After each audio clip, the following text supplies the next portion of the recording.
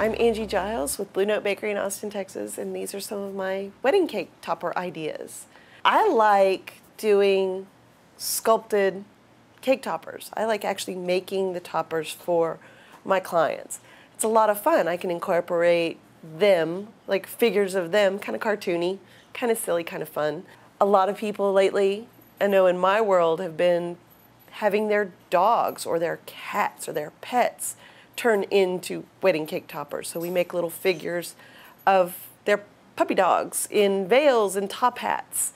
You know, kind of cheesy, kind of fun, but it's personal. If they can't bring their puppy or their cat or whatever to their reception, but they love them that much, they can incorporate them into their cake design, which is kind of fun.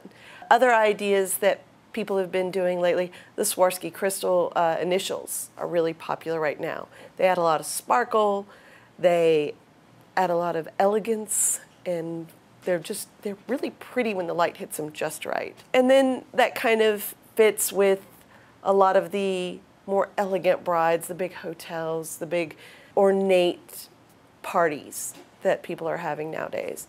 Other ideas are just using fresh flowers or gum paste flowers that are already incorporated into the design. Sometimes you don't even need a topper. Some cakes don't necessarily need that in their design. The more modern and clean cakes don't necessarily need a topper. But I tend to like having a topper on the top of the cake. It gives a little bit more height, and it gives something for the eye to kind of go to and be a little bit fun, a little silly. So I would say look through the magazines, look on the internet. There are porcelain toppers. There's some really cutesy, goofy ones where you can get ethnic toppers if you want. You can get all kinds of different things. Personally, I like making them. I think it's a lot more fun for me as a decorator to be able to make figures that the bride and groom can keep.